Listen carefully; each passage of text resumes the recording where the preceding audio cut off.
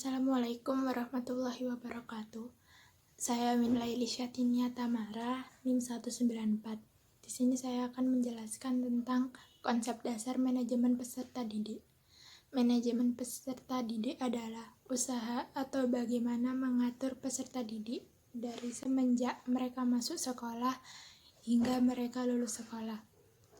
Peserta didik pada dasarnya memiliki kesamaan-kesamaan yang mana dari kesamaan-kesamaan inilah muncul sebuah sistem layanan sekolah.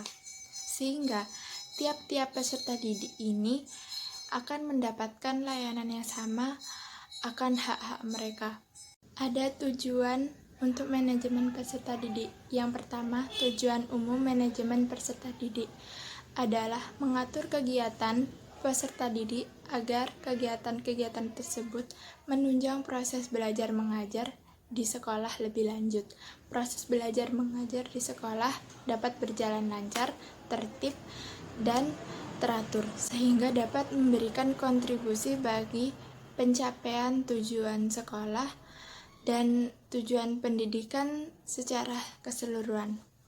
Nah, tujuan khusus manajemen peserta didik sendiri adalah meningkatkan pengetahuan, keterampilan, dan psikomotor peserta didik. Yang kedua, menyalurkan dan mengembangkan kemampuan umum, bakat, dan minat peserta didik. Yang ketiga, menyalurkan aspirasi, harapan, dan memenuhi kebutuhan peserta didik. Fungsi manajemen peserta didik secara umum adalah sebagai wahana bagi peserta didik untuk mengembangkan diri seoptimal mungkin, baik yang berkenaan dengan segi-segi individualitasnya, segi sosialnya, segi aspirasinya, segi kebutuhannya, dan segi-segi potensi peserta didik lainnya. Fungsi manajemen peserta didik secara khusus itu ada fungsi yang berkenaan dengan pengembangan individualitasnya peserta didik. Ini agar mereka dapat mengembangkan potensi-potensi individualitasnya tanpa banyak terhambat. Potensi-potensi bawaan tersebut meliputi kemampuan umum, kemampuan khusus, dan kemampuan lainnya. Dan fungsi yang berkenaan dengan penyaluran aspirasi dan harapan peserta didik itu agar peserta didik tersalur hobi, kesenangan, dan minatnya. Hobi, kesenangan, dan minat peserta didik demikian patut disalurkan oleh karena dapat menunjang terhadap perkembangan diri peserta didik secara keseluruhan. Di sini ada prinsip manajemen peserta didik. Manajemen peserta didik sebagai bagian dari keseluruhan manajemen sekolah, sehingga harus mempunyai kesamaan visi, misi, dan tujuan manajemen sekolah secara keseluruhan. Penempatan manajemen peserta didik ditempatkan pada kerangka manajemen sekolah. Kegiatan manajemen peserta didik harus dipandang sebagai upaya pengaturan terhadap pembimbing peserta didik. Di sini diperlukan kerjasama yang baik dan harmonis antara pembimbing dan yang dibimbing atau peserta didik, dan harus mendorong dan memacu kemandirian peserta didik, di mana kemandirian ini akan memotivasi anak untuk tidak selalu tergantung pada orang lain dan dapat melakukan segala kegiatan secara mandiri.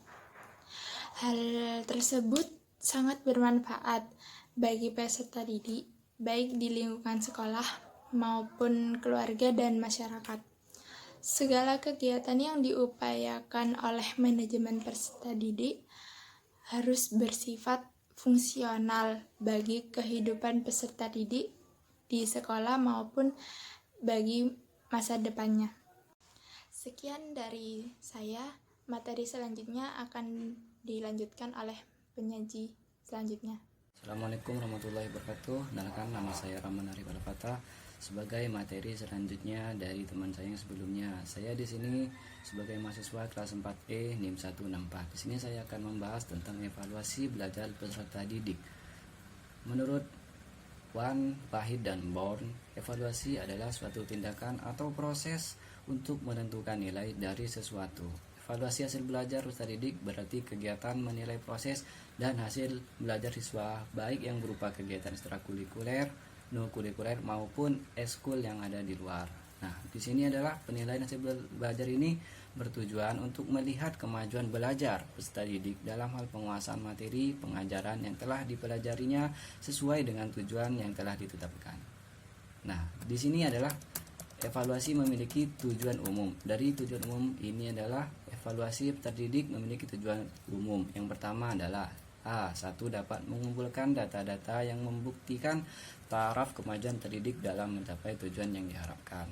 Yang kedua adalah selanjutnya adalah di sini adalah tujuan umumnya dapat memungkinkan pendidik atau guru menilai aktivitas pengalaman yang dapat menilai metode mengajar yang digunakan. Nah, di sini adalah selain ada tujuan umum, juga ada tujuan khusus dari evaluasi peserta didik. Di antaranya adalah tujuan khususnya ini dapat merangsang kegiatan peserta didik. Dan selanjutnya adalah menemukan sebab-sebab kemajuan atau kegagalan belajar peserta didik. Nah, dari sini guru dapat mengetahui berhasil atau tidaknya pelajaran yang sudah diberikan kepada siswa, berhasil atau gagal. Nah, maka dari itu kita sebagai guru harus sering memberikan materi yang baik dan selalu mengevaluasi apa yang sudah kita pelajari kepada peserta didik kita. Yang ketujuh, dan selanjutnya adalah memberikan bimbingan yang sesuai dengan kebutuhan, perkembangan, dan bakat siswa yang bersangkutan. Nah, kita sebagai guru juga harus mengetahui bakat yang dimiliki oleh siswa. Maka dari itu, kita dalam melakukan pembelajaran juga harus mendekat kepada siswa apa yang dia sukai dan apa yang dia minati. Nah, dari situ kita juga dapat mengetahui apa yang dia sukai oleh siswa tersebut. Dan selanjutnya adalah evaluasi di sini juga untuk memperbaiki mutu pembelajaran, cara belajar, dan metode belajar. Nah, jika belajarnya baik, maka hasilnya juga baik. Maka dari itu, kita sebagai guru harus belajar dengan ikhlas dan baik kepada siswanya, agar apa yang kita ajarkan dapat barokah. Nah, selanjutnya adalah berdasarkan tujuan penilaian hasil belajar tersebut, ada beberapa fungsi penilaian yang dapat dikemukakan, antara lain fungsi selektif. Fungsi selektif adalah guru mempunyai cara untuk mengadakan seleksi atau penilaian terhadap peserta didiknya. Nah, evaluasi dalam hal ini bertujuan untuk memilih peserta didik yang dapat diterima di sekolah tertentu atau guru yang dapat memilih naik kelas atau tidak naik kelasnya siswa tersebut. Dan yang kedua adalah fungsi diagnostik. Fungsi diagnostik ini adalah untuk memenuhi persyaratan. Dengan melihat hasilnya, guru akan dapat mengetahui kelemahan peserta didik lebih mudah untuk mencari dan cara mengatasinya. Maka kita untuk melakukan fungsi dari diagnostik ini. Yang selanjutnya adalah fungsi penempatan.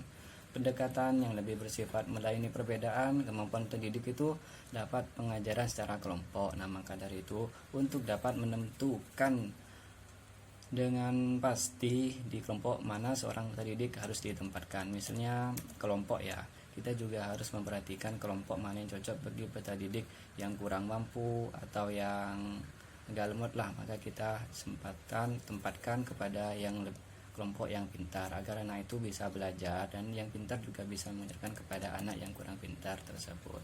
Nah, dari hal ini kita dapat belajar apa itu artinya evaluasi. Evaluasi itu baik untuk peserta didik dan baik untuk pendidik, agar kita mengetahui pembelajaran kita itu berhasil atau tidak. Maka dari itu teruslah belajar, dan kita sebagai guru harus ikhlas dalam memberikan ilmu, dan agar ilmu yang kita berikan itu barokah. Terima kasih, sekian dari saya, Rahman Arif Al-Fatah. Selanjutnya akan dilanjutkan oleh materi selanjutnya. Terima kasih. Wassalamualaikum warahmatullahi wabarakatuh. Nah, sekarang saya akan membahas mengenai mutasi dan promosi peserta didik. Yang pertama yaitu mutasi. Nah, di mana mutasi ini adalah perpindahan peserta didik dari kelas 1 ke kelas lain yang sejajar, atau perpindahan peserta didik dari sekolah 1 ke sekolah lain yang sejajar. Nah, di mana perpindahan peserta didik antar sekolah ini yang ada di dalam satu kota atau antara kabupaten tapi dalam satu provinsi, ini biasanya atas dasar persetujuan dari kepala sekolah yang sebelumnya dengan kepala sekolah yang disetujui. Nah, di sini syarat-syarat mutasi itu, yang pertama, siswa tidak ada masalah dengan pihak sekolah yang sebelumnya. Kemudian itu nilainya bagus. Kemudian yang ketiga, apabila nilainya jelek, itu harus tetap ada di tempat yang lama. Kemudian mekanisme mutasi. Nah, mekanisme mutasi ini ada dua. Yang pertama yaitu perpindahan siswa tidak diperkenankan melihat akreditasi status sekolah tersebut. Nah, yang kedua yaitu kelengkapan dan juga prosedur perpindahan itu diatur dalam peraturan sendiri. Nah, di sini macam-macam mutasi itu ada dua. Yang pertama yaitu mutasi internal dan mutasi eksternal. Di mana mutasi internal ini yaitu mutasi yang dilakukan oleh peserta didik di dalam sekolah itu sendiri. Kemudian yang kedua yaitu mutasi eksternal, di mana perpindahan peserta didik dari satu sekolah ke sekolah lain yang sejenis atau dalam satu tingkatan. Kemudian ada sebab-sebab mutasi, di mana penyebab dari mutasi ini bersumber pada diri sendiri, juga lingkungan keluarga, lingkungan sekolah, dan juga lingkungan teman sebaya. Kemudian prosedur mutasi peserta didik. Menurut tim AP FIP IKIP Malang mengenai perpindahan peserta didik dari sekolah ke sekolah lainnya, itu ada pedoman-pedoman peraturan yang harus diikuti. Nah, pedoman ini antara lain menyangkut yang pertama itu pembatasan wilayah, kemudian status sekolah, kemudian jenis sekolahnya, kemudian pindah sekolah atau tidak naik kelas. Kemudian cara pencegahan mutasi. Nah, ini ada beberapa macam, ada beberapa itu. yang pertama yaitu melakukan tindakan preventif melalui jaminan. Kemudian yang kedua yaitu adanya memberikan bimbingan dan juga motivasi ke peserta didik. Kemudian yang ketiga yaitu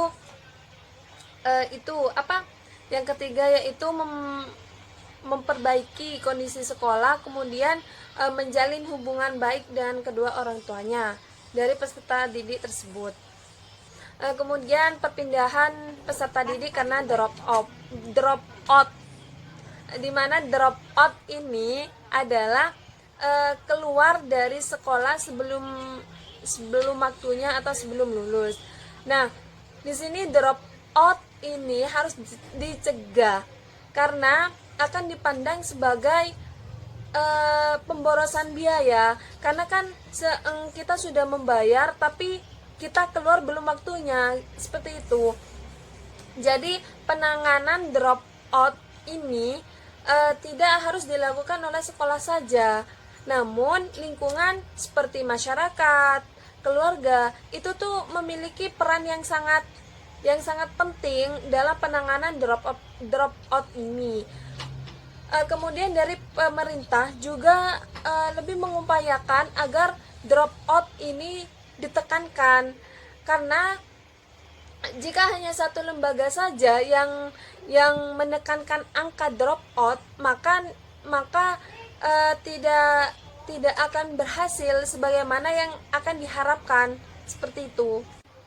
Kemudian sebab-sebab perpindahan peserta didik. Nah, yang pertama yaitu rendahnya kemampuan yang dimiliki oleh peserta didik itu sendiri, merasa bahwa dirinya itu berat dalam menyelesaikan pendidikannya. Kemudian yang kedua yaitu masalah biaya. Nah, kayak di pedesaan ya, di daerah pedesaan, jangankan biaya kuliah, maksudnya biaya untuk sekolah, untuk makan pun yang sehari-hari, kebutuhan sehari-hari itu kurang memenuhi. Terus yang ketiga yaitu karena siswa itu sendiri membantu orang tuanya, jadi kurangnya waktu yang relatif banyak yang seringkali menjadikan peserta didik tidak dapat sekolah, tidak dapat menyelesaikan pendidikannya, seperti itu. Kemudian yang keempat yaitu Ya karena siswanya itu tidak mau untuk sekolah, seperti itu. Yang terakhir yaitu promosi peserta didik. Nah, promosi ini adalah perpindahan peserta didik dari kelas ke kelas lain yang lebih tinggi yang sudah memenuhi persyaratan tertentu. Nah, promosi ini dilaksanakan dengan berpedoman kepada norma-norma kenaikan kelas yang sudah ditetapkan oleh guru-guru dan kepala sekolah. Seperti itu. Kemudian pemateri selanjutnya yaitu akan diteruskan oleh saudari Ajeng Putri Dewi. Nah, di sini saya akan menjelaskan tentang layanan khusus. Berkaitan dengan pelayanan sekolah kepada peserta didik, ada hal yang perlu diperhatikan, yaitu hak yang akan diterima oleh peserta didik tersebut dan juga kewajiban dari peserta didik itu sendiri. Adapun hak dari peserta didik diantaranya, peserta didik mempunyai hak mendapatkan perlakuan sesuai dengan bakat, minat, dan juga kemampuannya.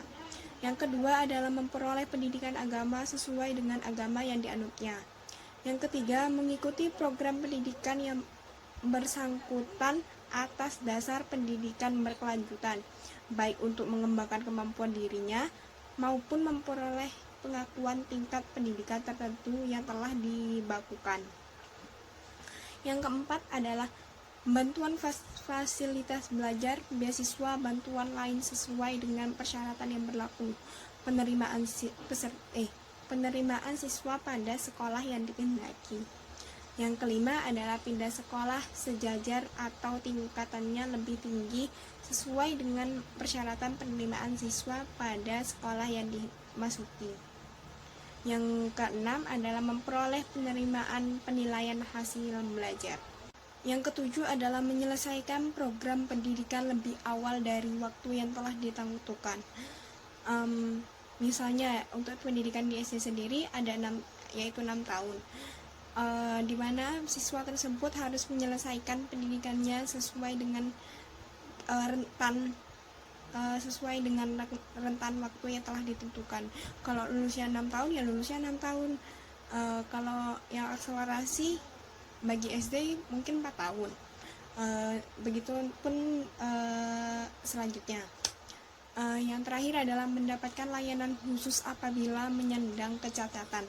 Adapun layanan khusus untuk menunjang manajemen peserta didik untuk membantu kelancaran upaya pertumbuhan dan perkembangan peserta didik melalui proses pendidikan, diantaranya 1. Layanan perpustakaan merupakan salah satu unit yang memberikan layanan kepada peserta didik dengan maksud membantu untuk menunjang proses pembelajaran di sekolah, melayani informasi-informasi yang dibutuhkan serta memberi layanan rekreatif melalui koleksi bahan pustaka.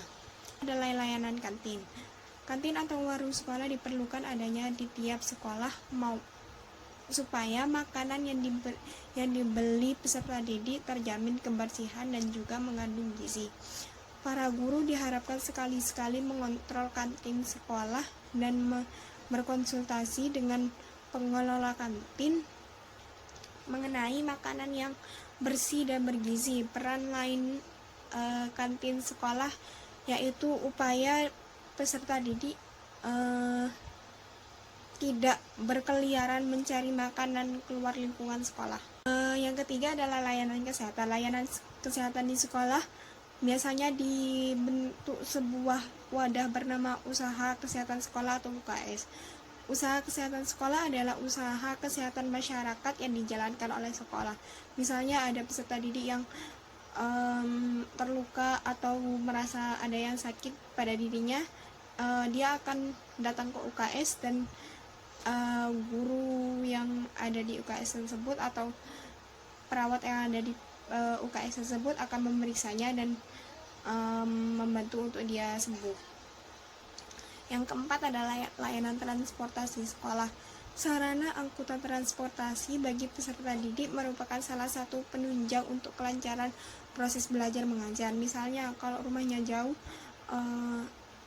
atau dia tidak memiliki transportasi pribadi, dia ada transportasi sekolah yang bisa menjemput dia untuk berangkat sekolah atau pulang sekolah. Jadi peserta didik tersebut tuh menunggu di halte dekat rumahnya, dan bus sekolah transportasi dari sekolah akan menjemputnya untuk pergi sekolah. Yang kelima adalah layanan asrama. Mungkin layanan asrama ini diperuntukkan bagi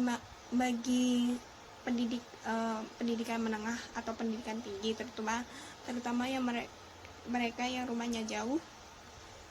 Jadi sekolah atau perguruan tinggi tersebut menyediakan layanan asrama agar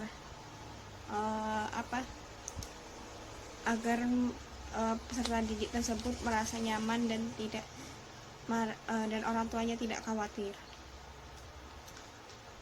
Yang terakhir adalah layanan bimbingan konseling. Menurut Hentiat Sutopo, bimbingan adalah proses bantuan yang diberikan kepada siswa dengan memperhatikan kemungkinan dan kenyataan tentang adanya kesulitan yang dihadapi dalam rangka perkembangan yang optimal, sehingga peserta didik tersebut memahami dan mengarahkan dirinya sendiri bertindak dan bersikap sesuai dengan tuntutan dan situasi lingkungan sekolah, masyarakat, dan juga keluarga. Sekian presentasi dari kelompok kami. Kurang lebihnya mohon maaf. Wassalamualaikum warahmatullahi wabarakatuh.